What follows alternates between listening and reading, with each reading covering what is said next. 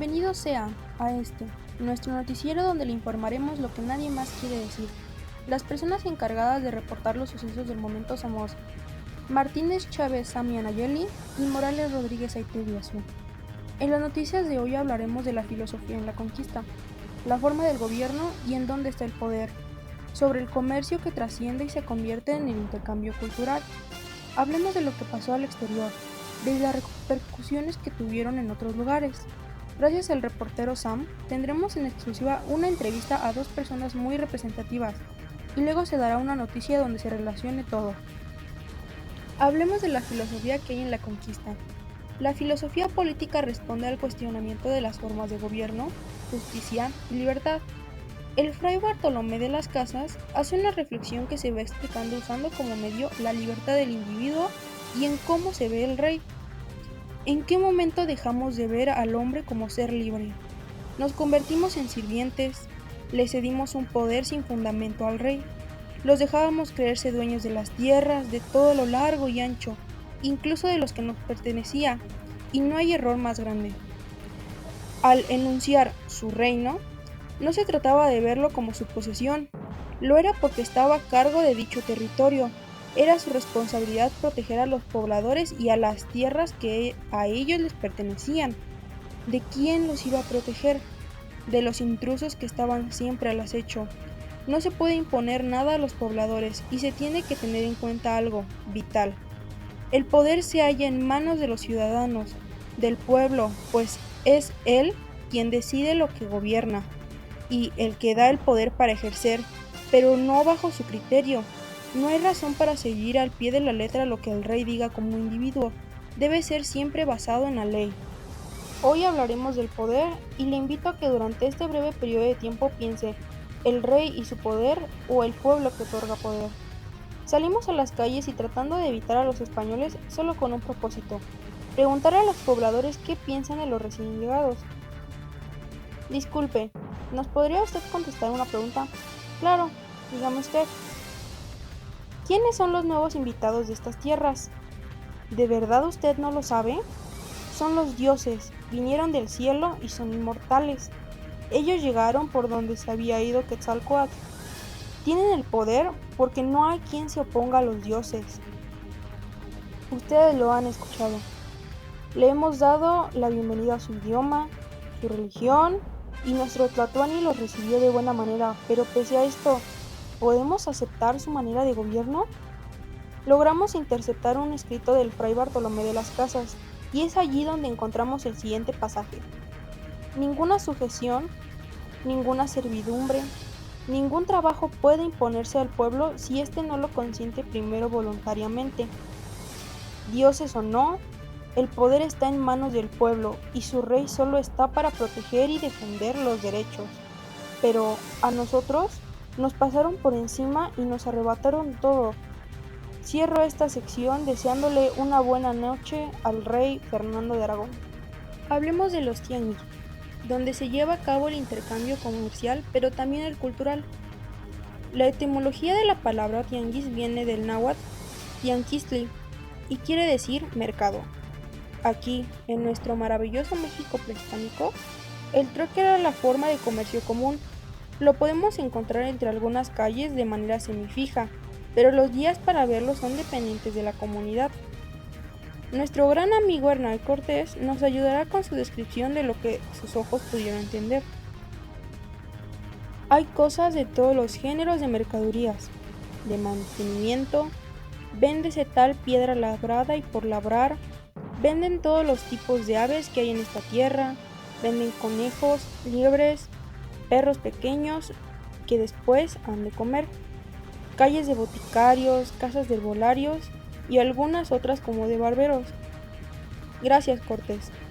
Le diré que también hay una enorme variedad en lo que respecta a frutas y en estos lugares de comercio donde se funden miles de personas contribuyen a que se vuelva una mezcla de tradiciones mercantiles de los pueblos prehispánicos. Y pues bueno, gracias a toda esta información hay una pregunta que ronda nuestras mentes y esta es ¿cómo afectó o qué provocó este suceso en otros países? Por un lado, los españoles lograron tomar el control de los pueblos que se encontraban alrededor de la gran ciudad, ya que al caer el imperio más fuerte, que es el anteriormente mencionado, no hubo mucho problema para los demás obedecer. Y esto también fue debido a que los que no acataban las órdenes eran torturados y castigados de maneras inhumanas. Y a su vez, esto causó que con el paso del tiempo muchos otros países comenzaran a interesarse por Nueva España, hoy mejor conocido como México, ya fuera por sus riquezas que eran tanto naturales como culturales. En especial otros soldados de España que querían seguir el ejemplo de Hernán Cortés y obtener la misma importancia, lo que llevó a realizar más expediciones y conquistas. Por lo mismo de que Hernán Cortés durante mucho tiempo fue reconocido como de los mejores conquistadores en España y fue buenamente recompensado con oro y plata. Y ahora, como parte de la dinámica de esta noche, tenemos dos invitados especiales que nos contarán en menos de 5 minutos los hechos más importantes de su vida. Esto será bastante entretenido, ya que la mayoría de las personas que nos escuchan esta noche los conocen. Démosle la bienvenida a Moctezuma II y Hernán Cortés. Buenas noches, mi nombre es Moctezuma Xochitl. Un honor estar en su programa y emocionado de la dinámica que llevaremos a cabo. Buenas noches, mi nombre es Hernán Cortés de Monroy y Pizarro Altamirano, y al igual que el primer invitado, estoy muy honrado por asistir a esta dinámica. Buenas noches, muchas gracias a ustedes por acompañarnos en esta transmisión, el honor es nuestro. Pues bueno, vamos a empezar para no retrasarnos. Por favor, señor Moctezuma, dígame los hechos más importantes que sucedieron mientras estaba con vida. Claro que sí, gracias por la palabra. Pues nací en 1466 en Tenochtitlán, Imperio Azteca, hijo de Axayacatl e Itzcoatzin, quien a su vez fue hija de Nezahualcóyotl. Fui el 9º Huitlán. Oh, por cierto, me parece que también fue una de las figuras más importantes de la época de la conquista, ¿cierto? Es correcto. Mi reinado fue de 1502 a 1520. Gracias a mi mandato, mi pueblo vivió un periodo de auge gracias a que se extendió el comercio, pero a su vez, todo esto era gracias al sometimiento de otros pueblos y sus tributos. Oh, vaya dato. Entonces obligaba a los demás pueblos a dar tributo para el desarrollo de la gran Tenochtitlán. Por supuesto, veía por el bienestar de mi pueblo. Con la llegada de Cortés a nuestro territorio, dejé que la superstición me guiara, ya que creía que era el mismísimo dios azteca Quetzalcóatl, y comencé a obsequiarles tributos de oro y plata. Después me tomaron como rehén por miedo a que el pueblo se rebelara, y cuando esto pasó, intenté reprimir y tratar todo de forma pacífica, pero mi voz no fue escuchada y fui apedreado. Fallecí el 29 de junio de 1520, 3 días después de este hecho. Vaya, se nota que su vida fue bastante interesante y todo está conectado con nuestro segundo invitado, por lo que le daremos la palabra. Muchas gracias. En cuanto a mi vida, nací en Medellín en el año 1485. Estudié en la Universidad de Salamanca de 1499 a 1501. Fui escribano en Valladolid hasta que acompañé a Diego Velázquez a la conquista de Cuba. Al tener un altercado con Velázquez por un cargo de conspiración, fui apresado y tuve que escapar. Oh, vaya, y en este periodo de tiempo fue cuando se casó con Catalina Suárez Marcaida en Cuba, a quien conoció 2 años atrás, ¿no? Así es, y justo después de casarme, Velázquez me nombró capitán de una nueva expedición para reconocer las tierras mexicanas. Y a partir de 1519 comenzó mi recorrido desde Cozumel hasta México Tenochtitlán. Y después de todo lo que sucedió con la caída de Tenochtitlán, ¿qué pasó con los restos de la gran ciudad y con su vida? Pues bueno, verás, después de derrotar a la gran ciudad, por así llamarlo, la reconstruimos con los restos de sus templos y creamos Nueva España. A partir de ahí fui reconocido como gobernador, capitán general y justicia mayor de Nueva España el 15 de octubre de 1522. Aparte, cumplí con algunas expediciones comandadas por conquistadores como Cristóbal de Olid. Y hablando de su cargo, ¿alguien lo obligó a dejarlo? Sí, de hecho el 5 de septiembre de 1526 Marcos de Aguilar me obligó a renunciar a los cargos de capitán general y repartidor de los indios, por lo que salí de Veracruz hacia España, y al tener que ser interrogado tuve que regresar a Nueva España para esperar la nueva audiencia.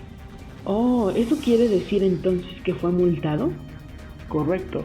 El 19 de abril de 1532, la audiencia me multó con 40,000 pesos por haber cargado támemes, y en diciembre de 1539 o en enero de 1540, la verdad no lo recuerdo bien, me embarqué para España con mi hijo Martín Cortés. Finalmente, agobiado de tantas deudas y de tantos empeños que ya había realizado, Por fin estiré la pata el 2 de diciembre de 1547 a la edad de 62 años. Oh, vaya, pues la verdad la historia de estos personajes tan conocidos me pareció bastante llamativa y llena de hechos interesantes, claramente. Con esto terminamos esta gran sección. Nos despedimos de nuestros invitados y seguimos con el siguiente apartado después de una breve pausa. Y bueno, ya de regreso, muchas gracias por seguir acompañándonos. ¿Qué podemos reflexionar o decir de toda la información que se nos ha presentado hasta ahora? Pues vinculando todo esto con nuestra actualidad, es muy notable que gracias a este gran acontecimiento en la historia, todo dio un giro de 180 grados. Fue un cambio radical al cual nuestros antepasados tuvieron que adaptarse en la mayoría a la fuerza. Sus tierras, templos y recursos fueron saqueados y destruidos, pero al final lo que pensamos es que si España no nos hubiera invadido, tal vez otra gran potencia lo hubiera hecho. Claramente no podemos saber si esto era mejor o sería peor, pero el punto es que gracias a todo esto también descubrimos otras culturas. Nos juntamos para hacer uno solo. Hicimos intercambios con otras naciones, tanto de materias como de costumbres y culturas. Y hay que reflexionar sobre aquellos pueblos que se unieron a los conquistadores, ya que realmente no eran más que esclavos tanto de estas nuevas personas como de la gran ciudad de Tenochtitlán y su gente. Es decir, como nos platicó el señor Moctezuma, antes se usaban sus tributos para complacer a la gran ciudad, entonces a su vez también eran saqueados. Por lo que en lo personal no se me hace justo llamarlos traidores ni algo parecido. Al final, todo esto nos hizo el país que somos, y gracias a eso, en el futuro logramos nuestra independencia. Pero eso ya es otra historia. Con esto concluimos el programa de hoy, o bueno, la transmisión de esta noche. Esperamos que les haya gustado e interesado mucho por los invitados que tuvimos y toda la información que fue recabada. Muchas gracias a todos por estar aquí. Nos vemos en la próxima con todas las noticias frescas y a la mano, por si usted no lo vio. Buenas noches.